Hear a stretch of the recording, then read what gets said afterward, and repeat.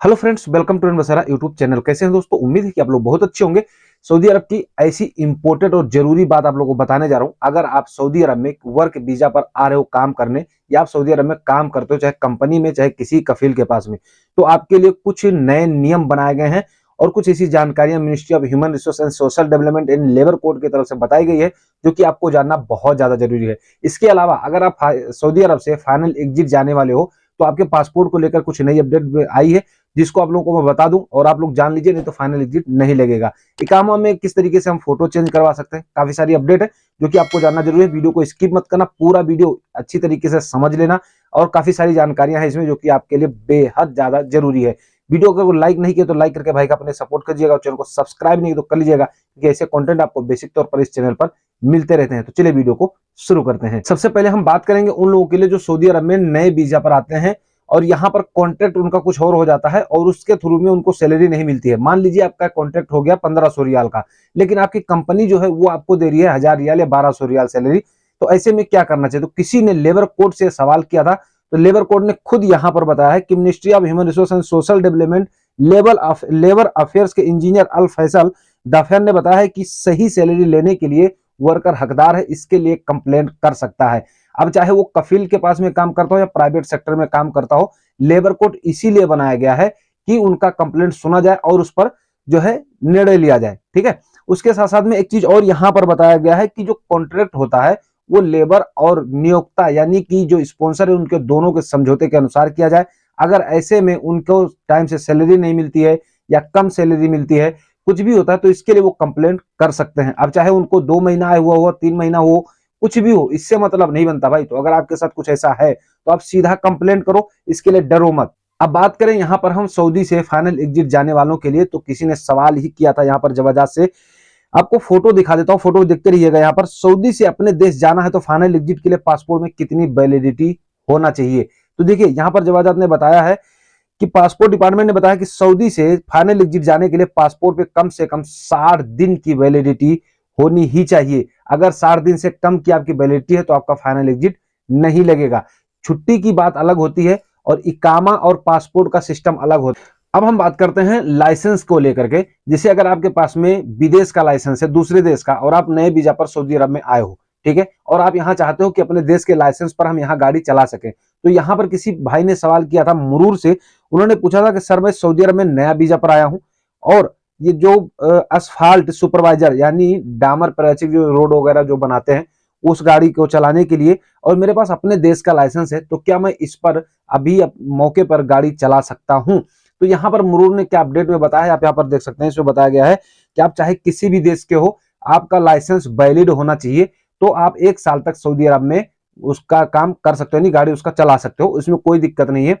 यहीं पर जैसा कि मैंने आप लोगों को पहले ही बताया था कि 3 महीने तक आप ड्राइविंग लाइसेंस जो आपका अपने देश का हो उसको लेकर के भी 3 महीने तक आप सऊदी अरब में गाड़ी चला सकते हो, ठीक है, नॉर्मली गाड़ी। तो यहाँ पर अगर ऐसे काम में आप आते हो तो आप 1 साल तक गाड़ी चला सकते हो अगर आपका लाइसेंस नहीं बना है। तो अब दोस्तों यहाँ पर काफी सारे लोगों का सवाल होता है कि सर हम अपना इकामा पर फोटो चेंज करवाना चाहते हैं, किस तरीके से होगा? ये इसलिए होता है क्योंकि जब हम नए नए आते हैं ना, तो हमारा कुछ चेहरा अलग होता है, फिर उसके बाद धीरे धीरे यहाँ पर काम करते हैं, थोड़ा चेहरा भी अलग होता है, उम्र भी बढ़ती है, तो हम सोचते हैं अल्लाह इकामा पर फोटो चेंज करवा लें।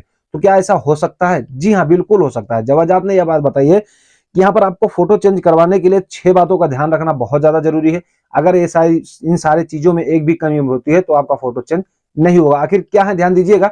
इसके बाद में आप लोगों को कुछ ministry of human resource and labour code की तरफ से कुछ वर्करों के लिए अपडेट दी गई है, जो आपके साथ अगर नहीं वैसा बर्ताव होता है तो आप उस पर कंप्लेंट करो, डायरेक्ट आपकी सारी सुनवाई होगी। तो यहाँ पर जितने वर्कर हैं वो भी ध्यान से सुन लीजिएगा। इससे पहले हम इकामा की बात कर लेते हैं।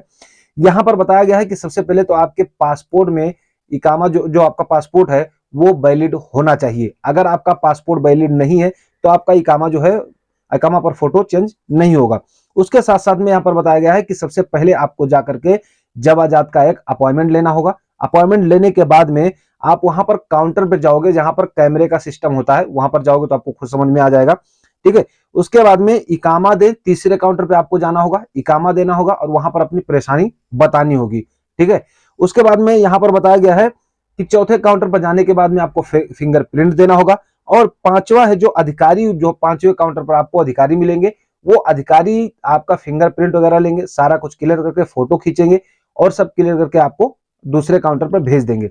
छठे नंबर जब आप काउंटर पर पहुंचते हैं तो वहां पर आपको दूसरा प्रिंट करके इकामा दे दिया जाएगा। यानी एकदम नॉर्मल है कि आप अपना इकामा पर फोटो चेंज करवा सकते हो। मेरे कहने का मतलब ये है। तो ये सारा प्रक्रिया होगा, इसमें कोई खास नहीं है ना कुछ ज्यादा है, बस ये है ध्यान रहे कि आपका स्पॉन्सर होना जरूरी है, आप अपने आप से नहीं करवा सकते हो। अब जो लोग कंपनी में काम करते हैं उन लोगों के लिए कुछ ऐसे नियम हैं, 6-7 नियम है जो कि आपको जानना जरूरी है। अगर ऐसा आपके साथ नहीं होता आप कंप्लेंट कर सकते हो, मैंने आपको स्टार्टिंग में बता दिया।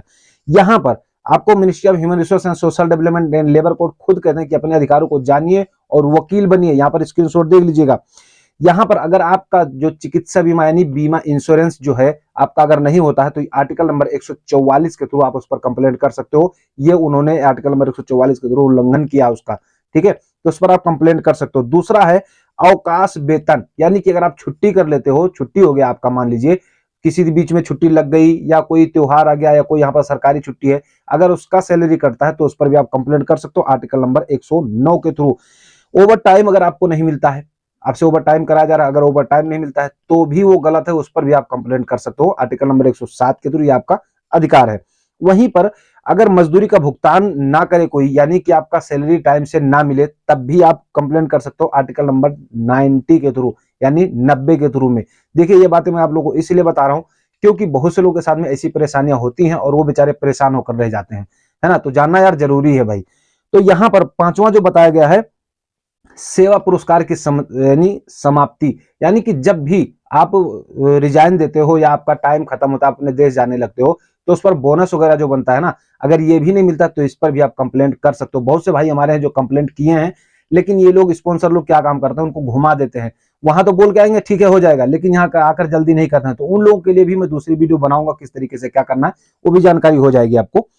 छठवां है यहाँ पर अप्रयुक्त अवकाश, यानी कि जो आप छुट्टी जाते हो ना उस टाइम के बाद की बात की गई है यहाँ पर। और सातवां जो बात बताया गया है कि प्रति सप्ताह एक विश्राम दिवस की छुट्टी, यानी कि हर हफ्ते में एक छुट्टी आपकी होती है जो कि आपका अधिकार है, हर हफ्ते में एक छुट्टी आपको मिलना ही मिलना चाहिए। इसके लिए आर्टिकल नंबर 104 में पूरा डिटेल में दर्शाया गया है और बताया गया है कि इस चीज के आप अधिकारी हो।